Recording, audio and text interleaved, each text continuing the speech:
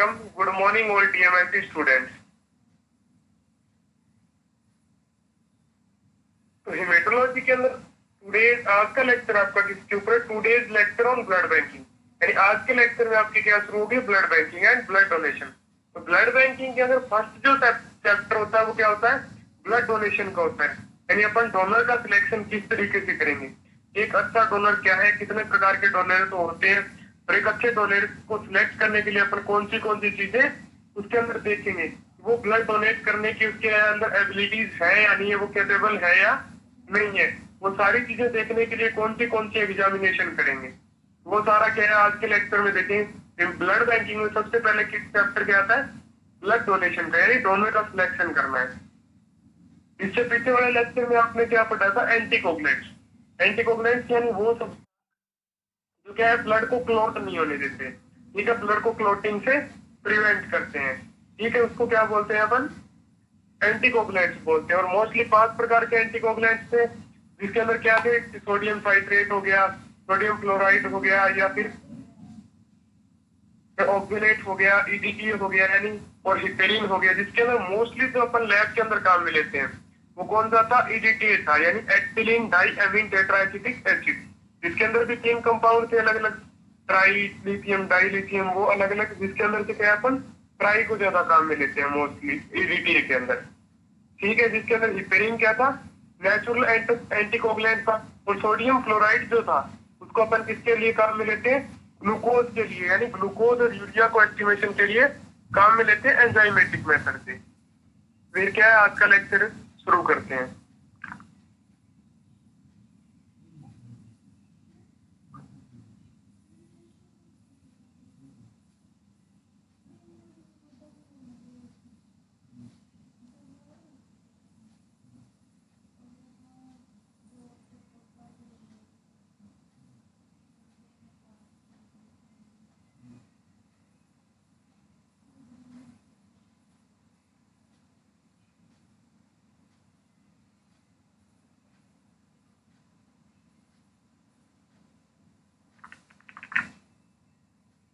तो देखिए, blood donation या बैंक डोनेशन क्या है, या फिर ब्लड बैंकिंग में होता क्या है?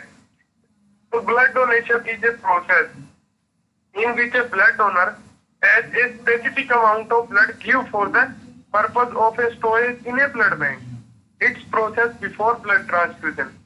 यानी blood donation is a process. ये ब्लड डोनेशन क्या एक प्रोसेस है in which a blood donor, यानी जिसमें क्या है एक ब्लड डोनर, यानी क्या है ऐसा पर्सन जो क्या है ब्लड को डोनेट करता है as a specific amount of blood. वो डोनेट कितना करता है? एक स्पेसिफिक अमाउंट डोनेट करता है, देता है ब्लड बैंक को खुद का ब्लड कितना स्पेसिफिक अमाउंट के अंदर, और देता किस लिए? Give for the purpose of a storage in A blood bank, यानी ब्लड बैंक के अंदर क्या है उसको स्टोर करने के लिए वो क्या है ब्लड को ब्लड प्रोवाइड करवाता है ब्लड बैंक को। It's a process before blood transfusion. और ये कैसा प्रोसेस है? ये ब्लड ट्रांसफ्यूजन से पहले का प्रोसेस है। यानी सबसे पहले ब्लड बैंक के अंदर अपने को किसकी रिक्वायरमेंट होती है? ब्लड की रिक्वायरमेंट होती है, ताकि क्या है उसको उसकी टेस्टिंग की जा सके और फिर क्या है उसको ट्रांसफ्यूज किया जा सके। तो ये कैसा स्टेप है? फर्स्ट स्टेप है किसके अंदर? ब्लड बैंकिंग के अंदर। नीचे देखिए टाइप्स ऑफ डोनर। तो जो डोनर है वो क्या है 3 प्रकार के होते हैं, 3 टाइप्स के होते हैं। जिसके अंदर सबसे पहला क्या है? Replacement donor. यानी ये क्या होते हैं? रिप्लेसमेंट डोनर का मतलब क्या है? तो ब्लड बैंक को क्या है कंप्लीट ब्लड तो प्रोवाइड करवाता है, यानी होल ब्लड तो प्रोवाइड करवाता है, जबकि उसके बदले में क्या है कि जैसे कोई प्लाज्मा हो गया, क्लोटिंग फैक्टर हो गए, यानी एक स्पेसिफिक ब्लड का कंपोनेंट क्या है वापिस रिसीव भी करता है ब्लड बैंक से। ये क्या होते हैं? Replacement donor.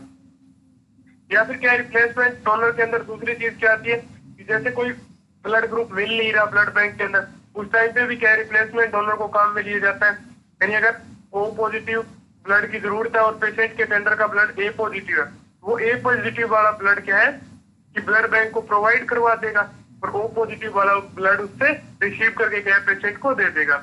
ये भी क्या है रिप्लेसमेंट डोनर के अंदर आते हैं। सेकंड क्या है? Voluntary donor. वॉलेंट्री का मतलब होता है इच्छुक। ये कैसे होते हैं? इच्छुक डोनर होते हैं, यानी जो क्या है अपने मन से या फिर क्या है माइंड से क्या ब्लड को डोनेट करते हैं। और तीसरा है प्रोफेशनल डोनर, यानी जो क्या है कि जनरल कोस्ट के लिए क्या है कि ब्लड को डोनेट करते हैं। तीसरे कौन से? प्रोफेशनल डोनर, यानी तो क्या है, किसी कॉस्ट के लिए ब्लड को डोनेट। ब्लड बैंक में देखिए ब्लड डोनेशन क्या है। Blood donation is a process, एक प्रोसेस है, प्रक्रिया है, in which a blood donor as a specific amount of blood, जिसके अंदर एक ब्लड डोनर क्या एक स्पेसिफिक अमाउंट को डोनेट करता है ब्लड का। किस पर्पज के लिए? Give for the purpose of storage in A blood bank, यानी क्या एक पर्पज के लिए इस ब्लड को क्या स्टोरेज किया जाता है ब्लड बैंक के अंदर, ताकि क्या जब उसकी रिक्वायरमेंट हो तब उसको ट्रांसफ्यूज किया जाता है। ब्लड डोनेशन है वो क्या है? It's a process before blood transfusion, यानी ब्लड डोनेशन क्या है? ब्लड ट्रांसफ्यूजन से पहले की प्रोसेस है, क्योंकि आपको पता है कि ब्लड की रिक्वायरमेंट तो पहले ही होगी। अगर ब्लड बैंक के पास ब्लड ही नहीं होगा तो वो ट्रांसफ्यूज क्या करेगा? इसलिए क्या है, सबसे फर्स्ट स्टेप है। नेक्स्ट देखिए टाइप्स ऑफ डोनर। तो टाइप्स ऑफ डोनर में 3 प्रकार के डोनर होते हैं। एक तो रिप्लेसमेंट डोनर, यानी क्या है जो कोई ब्लड को डोनेट करके क्या है उसी का सिमिलर कंपाउंड रिसीव करे या रिक्वायरमेंट के अकॉर्डिंग कोई दूसरा कंपोनेंट रिसीव करे ब्लड बैंक से। या फिर वॉलेंट्री डोनर, यानी इच्छुक जो डोनर होते हैं। और तीसरा प्रोफेशनल डोनर, जो क्या है किसी कॉस्ट के लिए, पैसे के लिए क्या है ब्लड डोनेट करते हैं।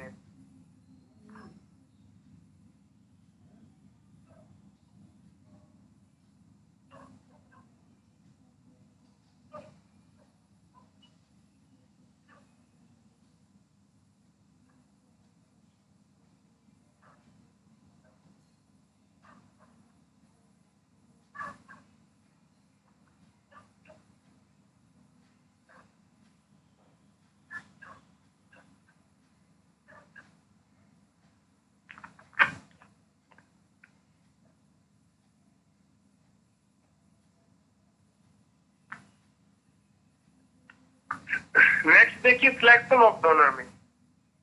Proper selection of donor is vital to the safety the both donor and patient, यानी एक डोनर का प्रॉपर वे में सिलेक्ट करना, प्रॉपर सिलेक्शन ऑफ डोनर, यानी डोनर का प्रॉपर सिलेक्शन इज वाइटल, यानी कंपल्सरी है, नेसेसरी है, इंपॉर्टेंट है। वाइटल मीन्स कंपल्सरी या नेसेसरी या जरूरी। टू द सेफ्टी, यानी सेफ्टी के लिए ऑफ बोथ, यानी बोथ दोनों की, डोनर और पेशेंट के लिए, दोनों की सेफ्टी के लिए क्या है कि डोनर का, अच्छे डोनर का सिलेक्शन करना बहुत जरूरी है। क्योंकि हो सकता है अगर डोनर को कोई डिजीज हो और वही ब्लड ट्रांसफ्यूज हो जाए पेशेंट के अंदर, तो पेशेंट के भी क्या है वो डिजीज हो सकती है। इसीलिए अच्छे डोनर का क्या है अपन सिलेक्शन करते हैं सबसे पहले। नेक्स्ट देखिए टाइप्स ऑफ सिलेक्शन, यानी सिलेक्शन के कितने टाइप है, कौन से तरीके से अपन क्या है डोनर का सिलेक्शन करते हैं। इसमें 2 मेथड होते हैं, दोनों चीजें क्या है अपन डोनर की चेक करते हैं। एक तो फिजिकल एग्जामिनेशन, कि उसका बॉडी वेट कितना है, उसके अंदर हीमोग्लोबिन कंसेंट्रेशन कितनी है, या फिर उसकी एज कितनी है, या फिर क्या है कोई अदर कोई डिजीज वगैरह है या नहीं। दूसरा है प्रॉपर मेडिकल हिस्ट्री, यानी वो कोई ड्रग्स वगैरह लेता है या नहीं है, कोई सीवियर डिजीज है या नहीं है, वो सारी चीजें किसमें चेक करते हैं? प्रॉपर मेडिकल हिस्ट्री में, यानी उसकी कोई पहले सर्जरी हुई है या नहीं है, उसके अंदर जो ब्लड का अमाउंट है वो प्रॉपर है या नहीं है, यानी पिछले टाइम पे ब्लड कब डोनेट किया था, वो सारे किसमें आते हैं? प्रॉपर मेडिकल हिस्ट्री में आते हैं। तो शुरू से सबसे पहले क्या है कि प्रॉपर सिलेक्शन करना जरूरी है डोनर का। ये दोनों की सेफ्टी के लिए होता है, डोनर और पेशेंट के लिए, यानी जिस पेशेंट को ब्लड की रिक्वायरमेंट है उसके लिए। डोनर का सिलेक्शन करने में 2 मेथड्स आते हैं। एक तो फिजिकल एग्जामिनेशन, जिसके अंदर एज, वेट वगैरह देखते हैं अपन, हीमोग्लोबिन कंसंट्रेशन, ठीक है, या नॉर्मल काउंट, ये सारी चीजें देखते हैं। ये तो क्या है फिजिकल एग्जामिनेशन। दूसरा है प्रॉपर मेडिकल हिस्ट्री, यानी मेडिकल हिस्ट्री में क्या देखते हैं कि उसको कोई सीवियर डिजीज है या नहीं है, पहले उसकी सर्जरी हुई या नहीं हुई डोनर की, या फिर क्या है वो ड्रग्स वगैरह का यूज तो नहीं करता, या फिर कोई ट्रीटमेंट तो नहीं चल रहा उसको सीवियर डिजीज को लेके, या उसे कोई सीवियर डिजीज है या नहीं। ये सारे किसके अंदर आते हैं? प्रॉपर मेडिकल हिस्ट्री के अंदर आते हैं, यानी उसकी हिस्ट्री पूरी चेक करते हैं मेडिकल से रिलेटेड। ये दोनों चीजें जब क्या अच्छे तरीके से वेरीफाई हो जाए, यानी डोनर क्या है पूरा फिजिकली फिट हो और मेडिकली हिस्ट्री उसकी पूरी तरीके से क्लीन हो, तब क्या है उसका डोनर का ब्लड कलेक्ट करते हैं। फिर क्या है उस ब्लड को कलेक्ट करके अपन क्या है ट्रांसफ्यूजन के लिए या फिर आगे जो ब्लड बैंक के अंदर टेस्टिंग होती है उसके लिए काम में लेते हैं।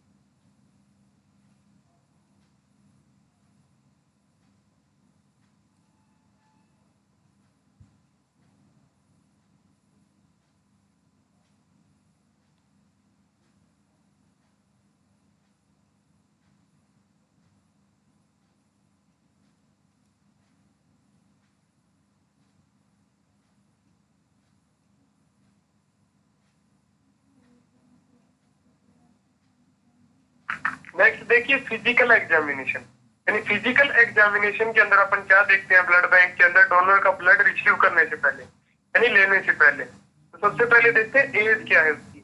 एज कितनी होनी चाहिए ब्लड डोनेट करने आए जो पर्सन, उसकी 18 to 65 ईयर होनी चाहिए, यानी 18 से 65 के बीच में क्या है उसकी एज होनी चाहिए जो पर्सन ब्लड डोनेट करने आया है।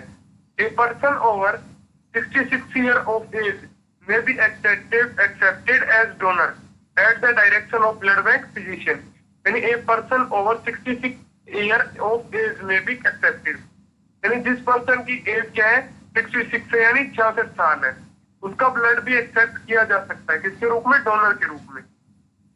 और ये एक्सेप्ट कब किया जाता है, at the direction of blood bank physician, यानी ब्लड बैंक का फिजिशियन जो होता है वो अगर ये चीज का डायरेक्शन निर्देश दे दे कि इसका ब्लड क्या है रिसीव किया जा सकता है, तो उस टाइम पे क्या है अपन उसका ब्लड कलेक्ट कर सकते हैं। नेक्स्ट वेट, वेट कितना होना चाहिए, कितने वेट के अकॉर्डिंग कितना ब्लड रिसीव करते हैं, तो 45 kg for 300 ml of blood, यानी जिस पर्सन का वेट कितना है 45 kg यानी 45 किलो वेट जिस पर्सन का है वो कितना ब्लड डोनेट कर सकता है 300 ml यानी 300 ml of blood, and 55 kg for 450 ml of blood is withdrawn, और जिस पर्सन का वेट कितना है 55 किलोग्राम है वो उससे कितना ब्लड अपन विड्रॉ कर सकते हैं, बाहर निकाल सकते हैं, तो 450 ml अपन क्या है बाहर निकाल सकते हैं, यानी 1 यूनिट को क्या है बाहर निकाल सकते हैं। नेक्स्ट देखिए temperature, temperature should be between 36.5 to 37.5 degree Celsius, ये टेम्परेचर कितना होना चाहिए 36.5 से 35.5 डिग्री सेल्सियस के बीच में होना चाहिए। और आपको पता है नॉर्मल ह्यूमन बॉडी का टेम्परेचर कितना होता है 37 डिग्री सेल्सियस होता है।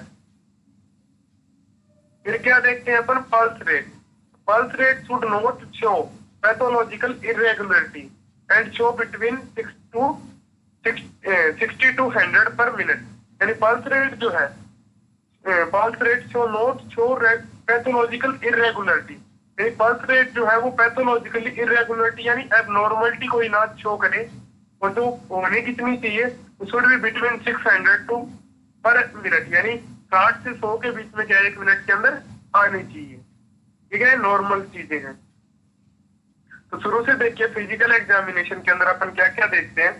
सबसे पहले क्या देखते हैं, एज देखते हैं पर्सन की जो ब्लड डोनेट करने आए, एज कितनी होनी चाहिए उसकी 80 to 65 ईयर होनी चाहिए, यानी 18 से 66 के बीच में क्या है 65 के बीच में क्या है पर्सन ब्लड डोनेट कर सकता है, और उसी पर्सन का क्या ब्लड एक्सेप्ट किया जाता है ब्लड बैंक के अंदर। 65 के बाद में इसलिए नहीं कर सकता क्योंकि उसके अंदर क्या है बोन मैरो क्या हो जाता है पर्सन के अंदर वीक हो जाता है, तो उसके खुद के अंदर क्या है ब्लड फॉर्मेशन प्रॉपर वे में नहीं होता, इसीलिए क्या है कि उसका ब्लड एक्सेप्ट नहीं करते। Next, a person over 66 years of age may be accepted as donor at the direction of blood bank physician, यानी 66 साल के पर्सन का भी ब्लड एक्सेप्ट किया जा सकता है ब्लड बैंक के अंदर, लेकिन ब्लड बैंक के फिजिशियन के डायरेक्शन के अकॉर्डिंग के निर्देश के आधार पे। Next, weight 45 kilogram for 300 ml of blood, 45 kilo weight का कोई पर्सन है तो उससे कितना ब्लड रिसीव कर सकते हैं, विड्रॉ कर सकते हैं, निकाल सकते हैं अपन 300 ml ब्लड। और 55 kg को जिसका 55 किलो वेट है उससे कितना ml ब्लड अपन निकाल सकते हैं, 450 ml ब्लड क्या है विड्रॉ कर सकते हैं। नेक्स्ट देखिए temperature, temperature should between 36.5 to 37.5 degree Celsius, यानी टेम्परेचर क्या होना चाहिए 36 से 37 डिग्री सेल्सियस के बीच में होना चाहिए। पल्स रेट क्या है, pulse rate should not show pathological irregularity and should not be between 60 to 100 per minute, यानी क्या है पल्स रेट किसी भी प्रकार की कोई इरेगुलरिटी शो नहीं करे, यानी ना तो ज्यादा होनी चाहिए ना कम होनी चाहिए। नॉर्मल रेंज कितनी होती है उसकी 60 से 100 के बीच में होनी चाहिए 1 मिनट के अंदर।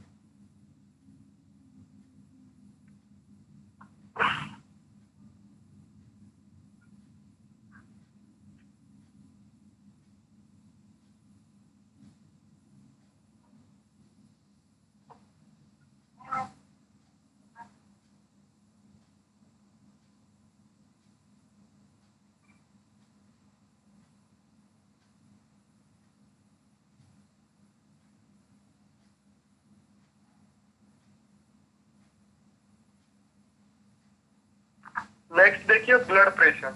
तो ब्लड प्रेशर कितना होना चाहिए उसका, तो सिस्टोलिक जो है वो कितना होना चाहिए, बिटवीन 90 टू 160 डिग्री होना चाहिए। और डायस्टोलिक कितना होना चाहिए, बिटवीन 60 टू 100 होना चाहिए।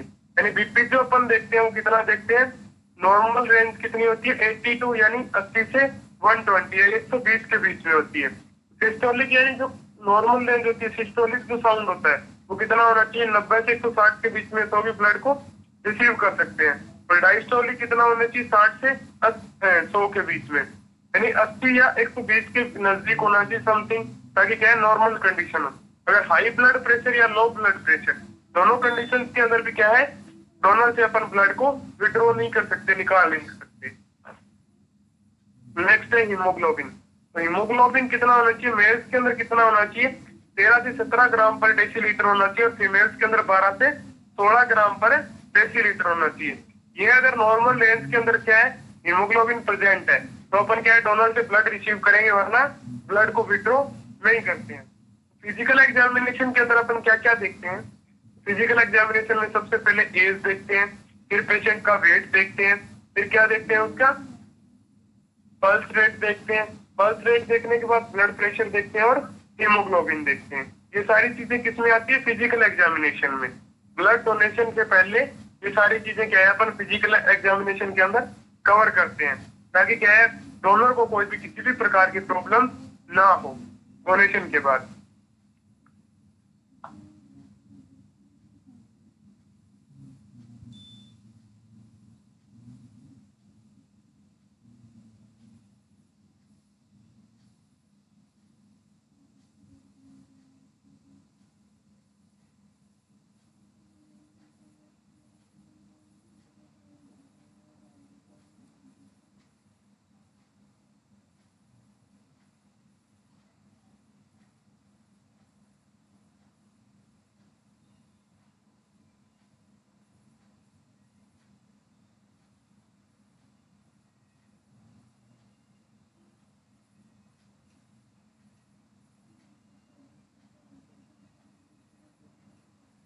नेक्स्ट देखिए मेडिकल हिस्ट्री। दूसरा क्या देखा था अपन ने, दूसरा पॉइंट क्या था डोनर का, सबसे पहले फिजिकल एग्जामिनेशन देखते हैं, दूसरा मेडिकल हिस्ट्री देखते हैं। सबसे पहले क्या देखते हैं, ब्लड डोनेशन। यानी क्या है, उससे पहले अपन ने जिस टाइम पे आप ब्लड का डोनर का ब्लड कलेक्ट कर रहे हो, उससे पहले पेशेंट ने ब्लड कब डोनेट किया था या नहीं। ब्लड डोनेशन में देखिए, if a person have donated blood, the interval between donation should B at least 3 months। यानी if a person have donated blood, अगर पर्सन ने क्या है पहले ब्लड डोनेट किया है, द इंटरवल बिटवीन डोनेशन, तो डोनेशन के बीच में इंटरवल कितना होना चाहिए, should B at least 3 months। यानी क्या है डोनेशन के बीच में कितना अंतर होना चाहिए, गैप कितना होना चाहिए, 3 महीने। यानी अगर किसी पर्सन ने क्या है जुलाई के अंदर क्या है ब्लड डोनेट किया है, वो क्या है कि अक्टूबर के बाद में ही ब्लड डोनेट कर सकता है। तो ब्लड डोनेशन का जो गैप होता है वो क्या है सबसे पहले देखना चाहिए। नेक्स्ट है सर्जिकल प्रोसीजर। यानी यू हैव हैड सर्जरी और any long standing illness eight least 6 months। यानी क्या है कि आपकी कोई सर्जरी हुई है या फिर कोई लंबे समय से कोई बीमारी चल रही है या नहीं पिछले 6 महीने में, ये चीज भी क्या है अपने को देखनी है पेशेंट की मेडिकल हिस्ट्री में। यानी उसकी पिछले 6 महीने में ना तो कोई डिजीज होनी चाहिए जो लंबे समय से चल रही हो, लॉन्ग इलनेस, या फिर क्या है लॉन्ग स्टैंडिंग इलनेस, या फिर क्या है कोई you have had a surgery, यानी कोई भी पिछले 6 महीने में सर्जरी नहीं होनी चाहिए। वेहन एंड व्हाट साइज, और फिर क्या देखना है अगर हुई है तो वो कब हुई थी, यानी 6 महीने के गैप में हुई थी या उससे पहले हुई थी, और किस प्रकार की वो सर्जरी थी, यानी हार्ट की हुई थी या फिर क्या है जीटीआई की हुई थी, गैस्ट्रिक ट्रैक्ट की, या फिर क्या है लीवर की हुई थी, वो किससे रिलेटेड सर्जरी थी, उसके ऊपर भी क्या है ये डिपेंड करता है कि डोनर का ब्लड कलेक्ट किया जाएगा या नहीं किया जाएगा। फिर देखिए डिसीजन किस बेस पे लेते हैं अपन सर्जिकल प्रोसीजर में, major surgery interval for eight least 6 months। यानी बड़ी कोई सर्जरी हुई है तो उसके बीच में कितने महीने का गैप होना चाहिए, 6 महीने का।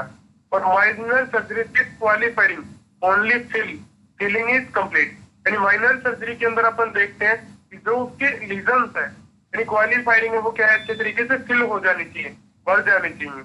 अगर लीजन्स भर चुके हैं और उस पेशेंट डोनर को कोई भी प्रॉब्लम नहीं है तो वो ब्लड डोनेट कर सकता है।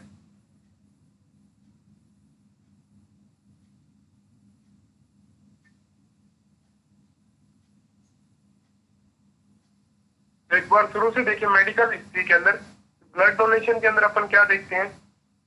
सबसे पहले ब्लड डोनेट कब किया था? If a person have donated blood, यानी अगर कोई पेशेंट अब ब्लड डोनेट करने आया है, उसने पहले ब्लड डोनेट किया है, then interval between donation should be at least 3 month, यानी पहले जो ब्लड डोनेशन किया था और अब जो ब्लड डोनेट कर रहा है तो उसके बीच में कितने महीने का गैप होना चाहिए? कम से कम एटलीस्ट 3 महीने का, 3 month.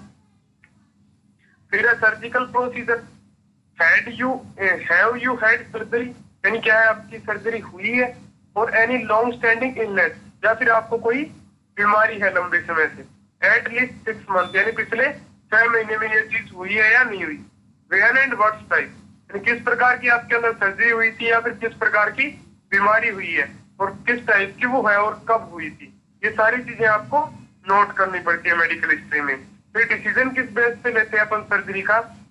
Major surgery interval for at least 6 month, यानी अगर बड़ी कोई सर्जरी हुई है तो वो क्या है 6 महीने से पहले क्यों नहीं चाहिए। अगर 6 महीने से पहले अगर सर्जरी हुई तो अपन डोनर का क्या है ब्लड कलेक्ट कर सकते हैं।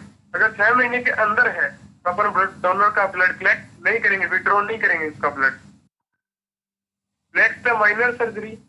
माइनर सर्जरी में अपन कब तक देखते हैं कि उसके लीजन्स जो है वो पूरे तरीके से फिल हुए हैं या नहीं हुए कंप्लीटली, वो चीजें देखेंगे। यानी वो क्या है अच्छे तरीके से सफर कर रहा है, यानी उसकी जो डिजीज है वो खत्म हो गई है या नहीं हो गई।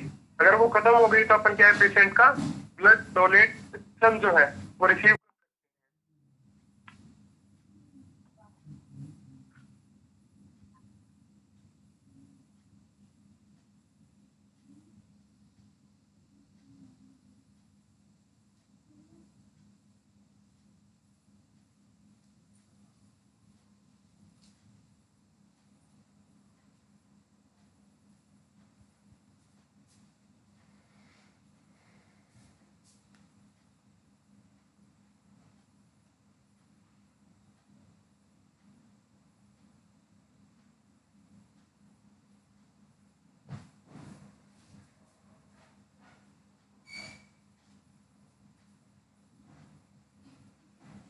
नेक्स्ट देखिए मलेरिया, यानी आपको क्या है मलेरिया हुआ था या नहीं हुआ था।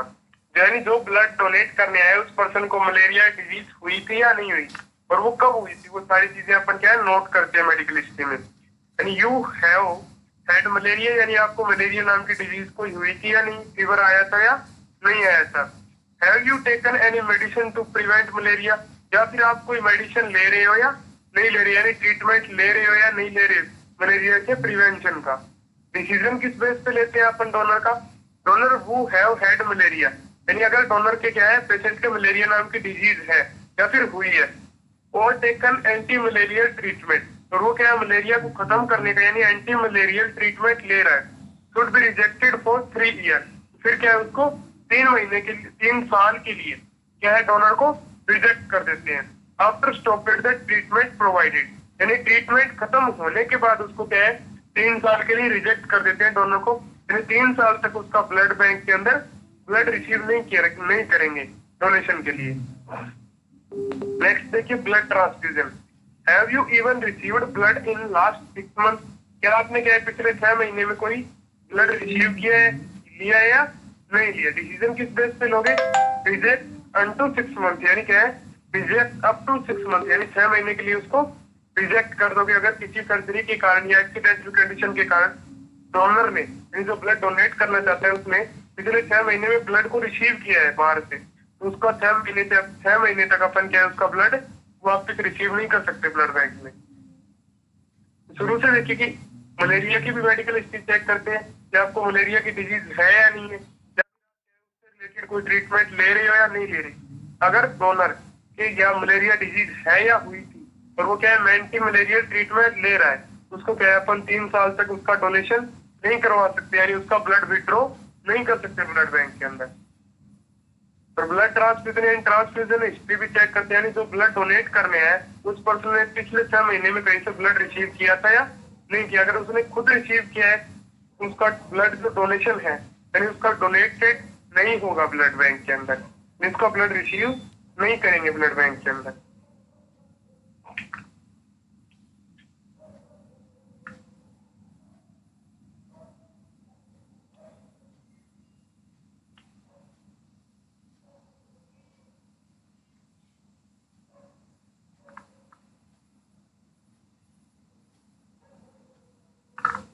नेक्स्ट देखिए वैक्सीनेशन इनोकुलेशन, यानी वैक्सीनेशन चल रही हो, आपकी कोई ट्रीटमेंट चल रहा है, उस टाइम पे भी ब्लड रिसीव नहीं किया जा सकता। वो डिजीज के ऊपर डिपेंड है कितने दिन तक आपको ब्लड डोनेट नहीं कर सकते आप। डिसीजन देखिए डोनर का सिलेक्शन कैसे करते हैं, yellow fever, polio, rabies, mumps, यानी इन सभी में से कोई डिजीज हो या फिर इन डिजीज का कोई ट्रीटमेंट चल रहा हो तो आप कितने दिन तक ब्लड नहीं डोनेट कर सकते। रिजेक्टेड फॉर 2 मंथ, यानी डोनर को कितने रिजेक्टेड फॉर 2 वीक्स, यानी डोनर को 2 सप्ताह के लिए रिजेक्ट कर देंगे, यानी 2 सप्ताह बाद क्या है वो ब्लड को डोनेट कर सकता है। हेपेटाइटिस एंड HIV, तो रिजेक्टेड फॉर 12 मंथ, 1 ईयर, यानी क्या है अगर कोई पर्सन हेपेटाइटिस या HIV से रिलेटेड कोई ट्रीटमेंट ले रहा है तो उसको 12 महीने या 1 साल तक रिजेक्ट कर दिया जाता है। नेक्स्ट है डेंटल सर्जरी। डेंटल सर्जरी में कितना गैप होना चाहिए, एटलीस्ट 72 आवर, यानी अगर किसी की डेंटल सर्जरी हुई है तो उसको 72 आवर के बाद उसका ब्लड डोनेशन हो सकता है, यानी वो ब्लड को डोनेट कर सकता है। नेक्स्ट देखिए एबनॉर्मल ब्लीडिंग टेंडेंसी डिसऑर्डर, यानी क्या है कि आपको कोई एबनॉर्मल ब्लीडिंग हो रही है GTI के अंदर या फिर क्या है अदर किसी ऑर्गन के अंदर, तो आपको क्या है रिजेक्ट कर दिया जाएगा परमानेंटली।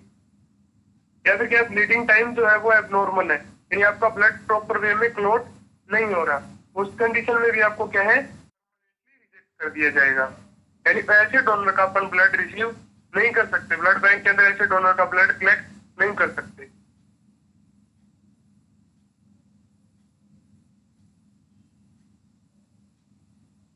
नेक्स्ट देखिए following donor should be rejected for permanently, यानी ऐसे डोनर जिनके ये नीचे लिखी हुई डिजीज है या फिर ये कंडीशन है उनको क्या है अपन परमानेंटली रिजेक्ट कर सकते हैं।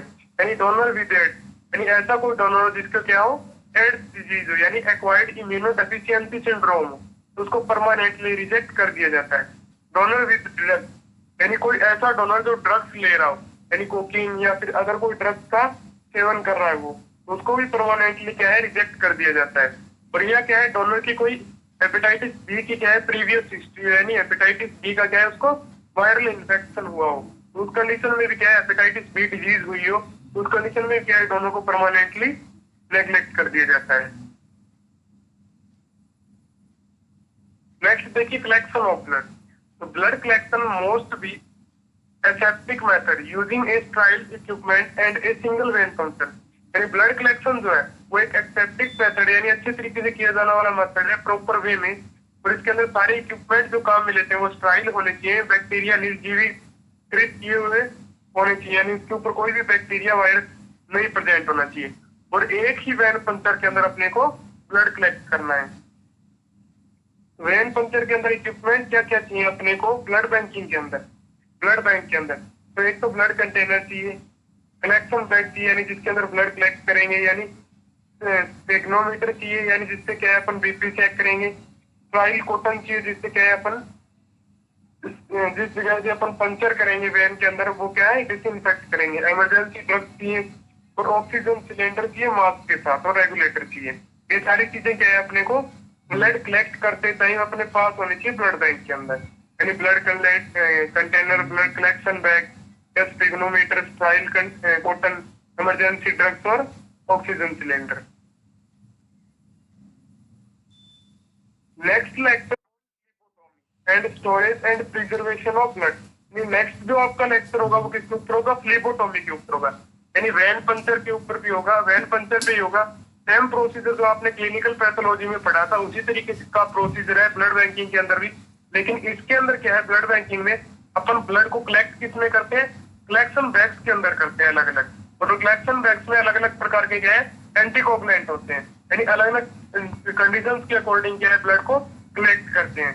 ठीक है, तो वो क्या है अपन नेक्स्ट लेक्चर में देखेंगे, और ब्लड को प्रिजर्व किस तरीके से करते हैं। Thanks to all.